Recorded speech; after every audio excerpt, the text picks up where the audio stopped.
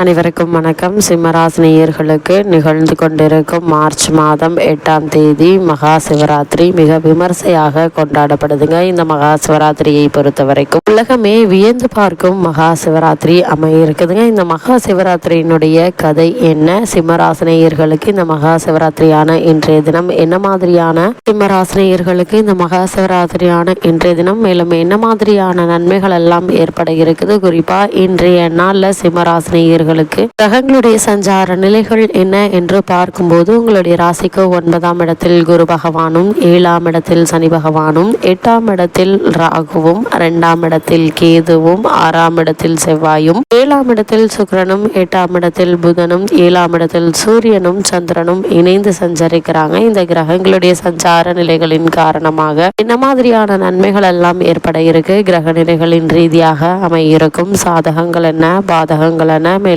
என்ன மாதிரியான முன்னேற்றங்கள் எல்லாம் உங்களுடைய வாழ்வில் ஏற்பட இருக்குது. குறிப்பா இந்த சிவராத்திரியை பொறுத்த வரைக்கும் இந்து நாட்காட்டியின் படி சந்திர சூரிய நாட்காட்டியின் ஒவ்வொரு மாதத்திலும் கொண்டாடப்படுது. ஆனா ஆண்டுக்கு ஒரு முறை குளிர்காலத்தின் பிற்பகுதியில் இந்தியா முழுவதும் மற்றும் நேபாளம் மற்றும் மேற்கத்திய தீவுகளில் உள்ள இந்து மக்களிடையே வரவிருக்கும் கோடை காலத்தை நினைவு கூறும் வகையில் மகா சிவராத்திரி கொண்டாடப்படுது. புராணத்தின்படி இந்துக்கள் பெரும்பான்மையாக வாழும் பகுதிகளில் இந்த பண்டிகை இரவில்தான் மகா சிவராத்திரி கொண்டாடப்படுது. புராணத்தின்படி இந்துக்கள் பெரும்பான்மையாக வாழும் பகுதிகளில் இந்த பண்டிகை இரவில்தான் சிவன் தனது நடனம் அல்லது தாண்டவத்தை நிகழ்த்துகிறார் என நம்பப்படுது. இந்த மகா சிவராத்திரியான இன்றைய தினம் விரதமிருந்து சிவபெருமானை வழிபடுவதன் மூலமாக உங்களுடைய வாழ்வில் ஏற்பட்டு கொண்டிருக்கும் துன்பங்கள் அனைத்தும் நீங்கி நீங்கள் எடுக்கக்கூடிய காரியங்கள் வெற்றி கிடைப்பது மட்டுமில்லாமல் வாழ்வில் நல்ல வழியில் வழிநடத்தக்கூடிய திறனும் கிடைக்கும் என நம்பப்படுது. இந்த மகா சிவராத்திரியை பற்றி சற்று விரிவாக தெரிந்து கொள்வோம். விரதங்களிலேயே சிறந்தது மகா சிவராத்திரி விரதம். விரத பண்டிதம் போன்ற நூல்கள் இதன் மகிமையை விவரிக்கின்றன.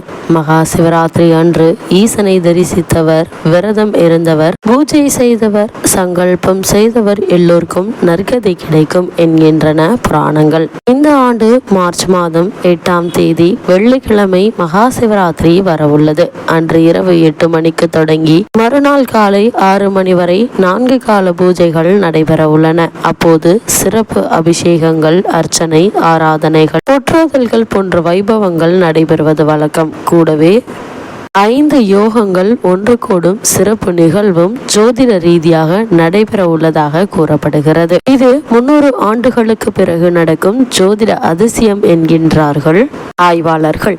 ஜோதிட சாஸ்திரங்களின்படி இந்த ஆண்டு மகா சிவராத்திரி அன்று சர்வார்த்தி சித்தி யோகம், சிவயோகம், ஸ்ரீ ரணவ யோகம், சுக்கிர பிரதோஷம், மகா சிவராத்திரி என்ற 5 சிறப்பு யோக வேளையும் கூடி வருகின்றன. இந்த மகா சிவராத்திரியில் விரதமிருந்து கண் விழித்து சிவ தியானம் செய்திட எல்லா காரியங்களிலும் வெற்றி உண்டாகும். வேலை வாய்ப்பு, தொழில் முன்னேற்றம், வியாபார விருத்தி, அதிர்ஷ்டம் மற்றும் செல்வ செழிப்பு உண்டாகும். மகா சிவராத்திரி சுக்கிரவார பிரதோஷத்தில் வருவதால் பொருளாதார சிக்கல்கள் தீர்ந்து செல்வ வளம் சேரும். இவற்றில் சர்வார்த்த சித்தி யோகம் என்றால் உங்களுடைய எல்லா விருப்பங்களையும் நிறைவேற்றி வைக்கும் யோகமாகும். இந்த யோக நாளில் ஈசனை வழிபட காரிய தடைகள் அகன்று எண்ணியவை எளிதாக நிறைவேறும். சிவயோகம் என்றால் தியானிக்கும் வேலை. இந்நாளில் செய்யப்படும் யோகம், தியானம், பிரயாணம், பிராணாயாமம், மந்திர ஜபம் ஆகியவைகளால் பன்மடங்கு பலன் கிடைக்கும். 2024ஆம் ஆண்டு நிகழவுள்ள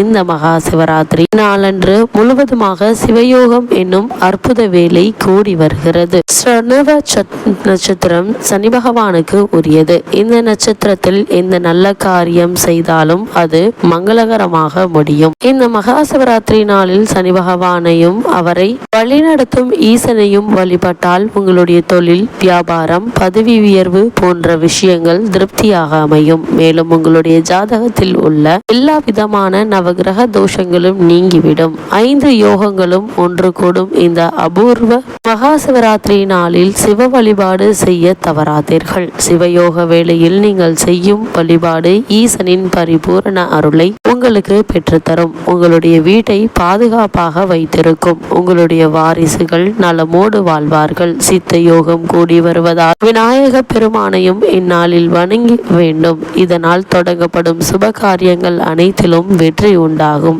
இந்த மகா சிவராத்திரி காலத்தில் நீங்கள் இருக்கும் விரதம் உங்களையும் உங்களுடைய சுற்றத்தையும் செல்வ வளமாக்கும். மகா சிவராத்திரி இந்த ஆண்டு வெள்ளிக்கிழமை வருவதால் சுக்கிர பிரதோஷம் என்கின்றோம். இந்த நாளில் ஈசனுக்கு விரதம் இருந்து வழிபட்டால் நீங்காத துன்பம், தீராத வியாதிகள், குறையாத கடன்கள் அனைத்தும் தீர்ந்துவிடும். குடும்ப ஒற்றுமை மேலோங்கி வாழ்வில் இனிமையும் மகிழ்ச்சியும் நீடிக்கும் என்கின்றது ஜோதிட நூல்கள். இந்த மகா சிவராத்திரி வழிபாட்டை வீட்டில் எப்படி செய்ய வேண்டும் என்று பார்க்கும்போது, மகா சிவராத்திரி அன்று அதிகாலையில் எழுந்து நீராடி சூரியன் உதிக்கும் போது காலையில் செய்ய வேண்டிய பூஜைகள் போன்றவை செய்த பின் சிவன் கோவிலுக்கு சென்று முறைப்படி தரிசிக்க வேண்டும். வீட்டுக்கு வந்தவுடன் அங்கு சிவராத்திரி பூஜைக்கு உரிய இடத்தை சுத்தம் செய்ய வேண்டும். அதன் பின்பு நடுப்பகலில் நீராடி உச்சிக்கால வழிபாடுகளை முடித்துவிட்டு சிவ பூஜைக்கு உரிய பொருட்களை சேகரித்து வைக்க வேண்டும். மாலை நேர வழிபாட்டை முடித்துவிட்டு ஏற்கனவே தூய்மை செய்து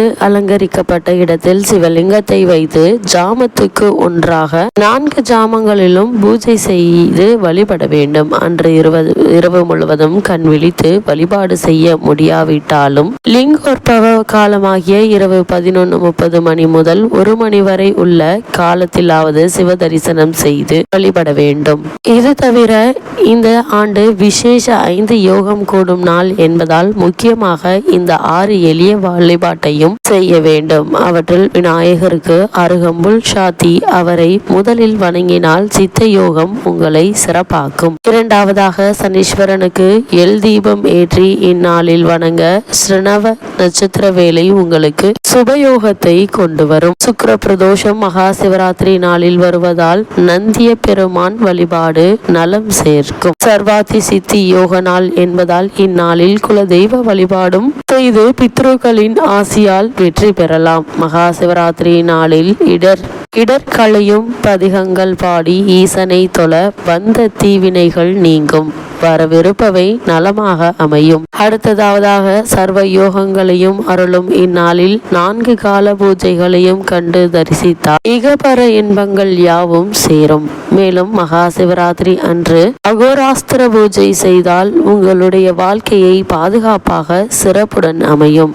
சக்தி விகடனும் இந்த மகா சிவராத்திரி பற்றிய ஐதீகங்கள் பல உள்ளன. ஒரு காலத்தில் உலக பிரளயத்தில் போது உயிர்கள் எல்லாம் சிவனிடத்தே ஒடுங்கின. உலகிலே தோன்றவில்லை. இந்த நிலையில் எல்லையில்லா கருணையுடைய அம்பிகை அண்டங்கள் தோன்றி இயக்கும் பொருட்டு இறைவனை இடைவிடாது தியானம் செய்தாள். அப்போது இறைவன் தன்னுள் ஒடுங்கி இருந்த உலகங்களை மீண்டும் உண்டாக்க செய்து உயிர்களையும் படைத்தருளினார். அப்போது உமையவள் சுவாமி நான் தங்கள் மனதில் தியானித்து போற்றிய காலம் சிவராத்திரி என்று பெயர் பெற வேண்டும் என்றும் அதனை சிவராத்திரி விரதம் என்று யாவரும் கடைபிடிக்க வேண்டும் என்றும் அதை கடைபிடிப்பவர்கள் எல்லா நலன்களும் பெற்று முக்தியடைய வேண்டும் என்றும் பிரார்த்தித்தார்கள். இறைவனும் அவ்வாறே என்று அருள் புரிந்தார். அம்பிகையை தொடர்ந்து நந்தி பெருமான், சனகாதி முனிவர் சிவராத்திரி விரதம் அனுஷ்டித்து தங்களுடைய விருப்பம் நிறைவேற பெற்றார்கள்.